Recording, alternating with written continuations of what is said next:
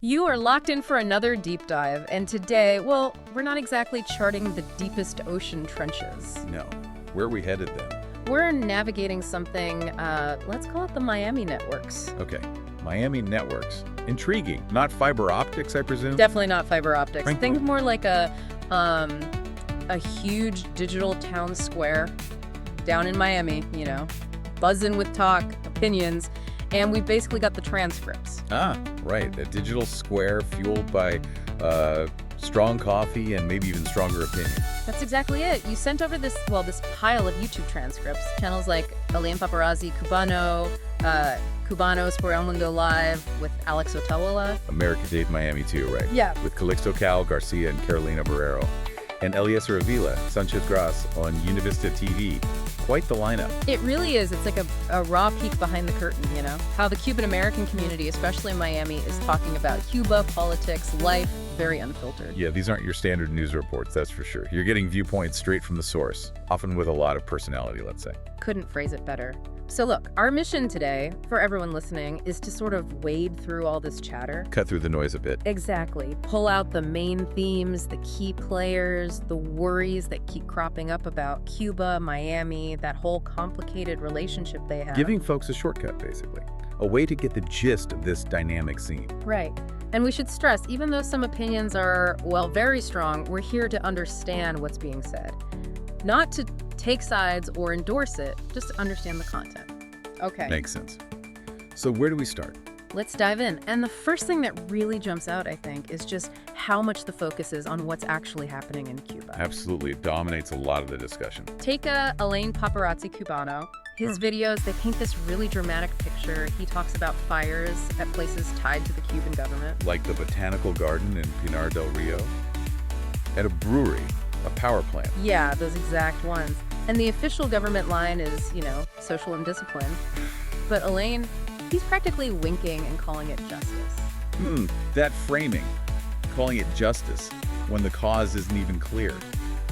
That's telling, isn't it? It really is. It feels like it taps into this deep-seated opposition, maybe a wish for some kind of payback against the regime. Or at least it shows a real disconnect between the government story and what some people want to believe is happening. And then Elaine also gets into the end of those Cuban medical missions. Apparently, they were a huge source of cash for the regime. Oh, definitely a major source of hard currency. And he says the Cuban government was absolutely furious with Donald Trump and Marco Rubio for, cutting off the money.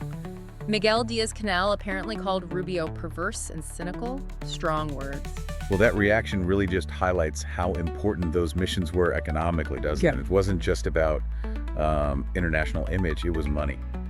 Hard cash. Losing that stream would hurt. Then Elaine brings up these just really grim examples of everyday life, like an ambulance crashing because the roads are awful, Right. a guy in Havana having to bathe in the street and no running water, and someone scooping spilled yogurt off the pavement because food is that scarce. Wow. Those aren't just statistics, are they? They're these incredibly vivid, painful snapshots of the reality for a lot of people. That yogurt story, it just hits hard about the shortages. It's unbelievable, and all through this, Elaine keeps kind of hinting about these secret actions, these clandestine things delivering justice. Very cloak and dagger. Well, that narrative of, a hidden resistance, it has historical echoes in Cuba. It suggests this belief, or maybe hope, that change is bubbling up from below, outside the official view. Okay, so shifting from the situation inside Cuba for a sec, let's look at Alex Otaola. On Cubanos por El Mundo Live, he has a very specific target. Yeah, he's really focused on calling out people he labels as communists. And not just in Cuba. Right there in Miami, he's naming names like Jesse Hernandez, who used to be a prosecutor in Cuba and is now in the U.S. It's very direct. That focus really shows you the deep, deep distrust within parts of the Miami Cuban American community towards anyone with past links to the regime. There's this strong suspicion, isn't there? Totally. Suspicion that they might still be loyal to Havana or even, acting for the Cuban government somehow. Exactly. He lists off people in Kentucky, Nebraska, Texas, Miami. Right. Alleging ties to state security, communist groups back in Cuba. The worry seems to be that they're still involved in, repressive stuff or could be used for propaganda in Miami. It definitely reflects this powerful urge in that community to hold people accountable Yeah. and to prevent any Cuban government influence from getting a foothold in the U.S. Naming names publicly is a potent tactic. Okay, now let's talk about Carolina Barrero. Her criticism, the one featured on Americativa Miami, it went viral, and you can see why. It was just so raw. Very personal, very human. She's talking about not having enough food for her kids, no shoes, no clothes, the power constantly going out, the whole country just collapsing, she says. It's heartbreaking. Yeah, when a mother talks about not being able to provide for her children, that cuts through the politics, doesn't it? It really underscores how bad things are. And she even says, almost like a dark joke, they should just sell the country because it's that desperate. You feel the weight of that. That line captures such despair, such a feeling that the system is just broken beyond repair. It's a really stark way to put it. And speaking out like that, it came at a huge cost for her back in Cuba. Oh, absolutely. Smear campaigns, internet cutoff. Surveillance, losing her job, and being separated from her family. Her parents, grandmother are still in Cuba. She's in Madrid now with her husband and kids. That's immense pressure. It's a tragic example of how the Cuban government tries to silence people. Separating families is just incredibly cruel. Yeah. But even so, you still hear her hope for a better Cuba coming through. And in that same TV segment, they discussed something pretty shocking. The Cuban Minister of Public Health actually admitted they confiscate doctors' passports. Right, I remember that. The justification was to prevent leaks about collaborators on the medical missions. Which Carolina Barrero just calls out as human trafficking. I mean, confiscating passports. It's wow. It's undeniable proof of the control exerted over those medical professionals. Calling it human trafficking really frames it as a fundamental denial of freedom. Their passports are basically leverage. Then you have Eliezer Avila weighing in. He talks about some worrying things concerning Jose Daniel Ferrer, the opposition figure. Yeah, suggesting there might be a plan to frame him, damage his reputation internationally. Exactly. Avila mentions past accusations, even an alleged poisoning attempt. It sounds intense, very cloak and dagger again. Well, it highlights the real dangers faced by dissidents in Cuba. These kinds of allegations suggest a serious effort by the state to neutralize prominent opposition voices. And Avila also talks about the regime using cyberclerias, online trolls, basically. Yes, the digital foot soldier. Right, unleashing them to counter opposition online. It's like this whole digital information war. It shows the regime knows how important the online space is, doesn't it? And they're actively trying to shape the narrative there, spread their own message, maybe intimidate critics. And then there was that really weird story Avila mentioned, a new program in Holguin from the first secretary, involving a QR code. Oh, the one that led to an English poem. Yes, an English poem. What is that even about? It's so bizarre. It's baffling. Could be incompetence, maybe a failed attempt at something clever.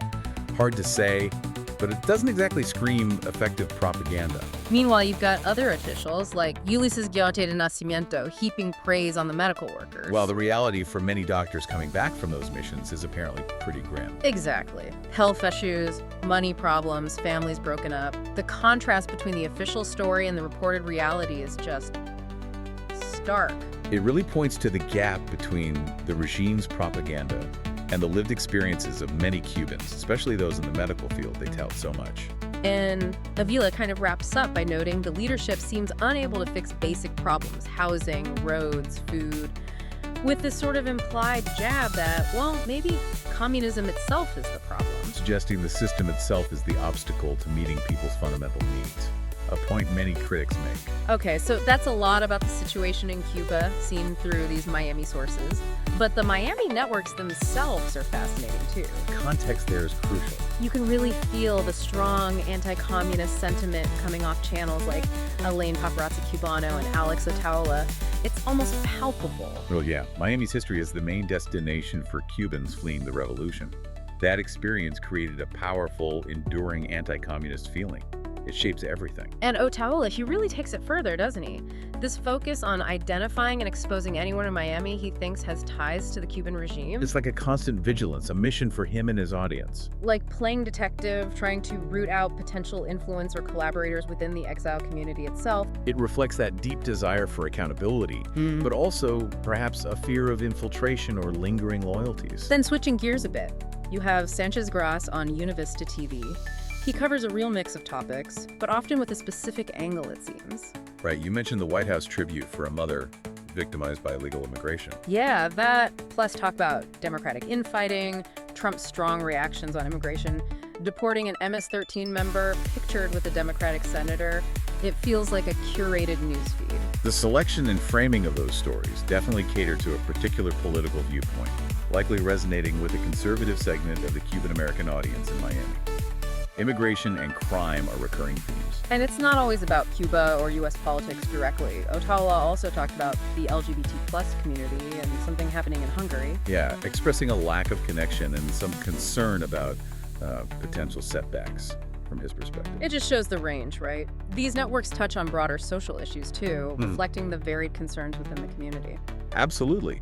It's not monolithic. People have views on all sorts of things, filtered through their own experiences and ideologies. We also kept seeing this pattern. People who used to be really critical of the Cuban regime, then suddenly they seem to flip, or at least soften their stance. Elias Hervila talked about that, didn't he? Yeah, and the explanations offered are interesting. Everything from potential blackmail, maybe legal issues back in Cuba hanging over them, to pure opportunism, like getting better access to travel to Cuba, or benefits for families still on the island. Exactly. It paints a picture of these really complex, maybe murky motivations, shifting loyalties, or at least shifting public positions. It highlights the pressures and incentives people might face when dealing with the Cuban state, especially if they have ties back home. That example of a critic becoming a supporter is quite telling. Okay, and just briefly, U.S.-Cuba relations. We heard how the Cuban government reacted to Trump's policy. Right, the anger over the medical missions funding cut. And from the perspective of these Miami channels, there seems to be a lot of support for that tougher line taken by Trump. It's a common viewpoint in parts of the community, definitely. Right. Though not universal. The whole back and forth about ending immigration talks, the debates about flights, remittances, it just underscores how tangled that U.S.-Cuba relationship remains. Policy towards Cuba is always a hot topic, sparking intense debate within the Cuban-American community itself. Embargo, travel, engagement, lots of different opinions. And you really can't ignore the role of media in all this. These YouTube channels, the independent journalists, they're clearly huge players in spreading information and opinions about Cuba. Especially given the lack of a free press inside Cuba itself, these platforms become vital outlets for alternative news and viewpoints. They create a space for discussion that doesn't exist otherwise. But as we heard, the Cuban government isn't just sitting back. Those cyberclaria's new propaganda efforts, they're actively trying to manage the online narrative. It's a digital battlefield, in a way. The regime clearly sees independent online media as a threat and is pushing back, trying to control the story. And even stateside, that whole thing, Sanchez Gras reported Trump's feud with the Associated Press. The fight over access, the accusations of bias, even the weird Gulf of America versus Gulf of Mexico thing. Yeah. It just shows how these fights over information, media access, and bias play out everywhere, not just related to Cuba. It touches on bigger questions about the press and government. Absolutely. Those tensions between political power and the press are a constant feature, and the legal questions about access are fundamental. Okay, wow, we covered a lot of ground there. So let's try to boil it down. What are the big takeaways for someone listening to all this? Well, I think the core themes are pretty clear. First, the really tough, deteriorating situation inside Cuba, as seen through these commentators' eyes. Right. Then there's a super active, very vocal Cuban-American community in Miami, deeply invested in what happens with Cuba. Exactly. Third, the ongoing knots and complexities in U.S.-Cuba relations.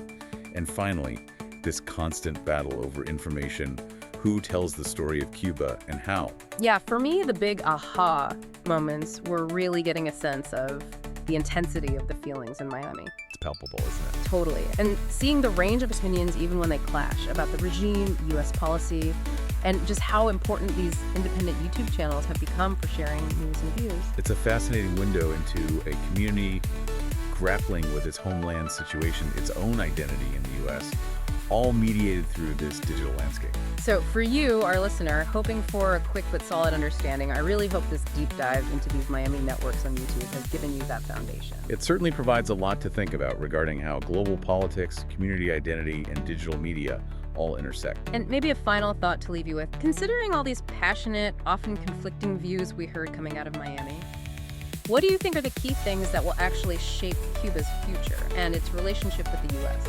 That's the big question, isn't it? Yeah. So many factors, so many voices. Definitely a conversation that is nowhere near finished.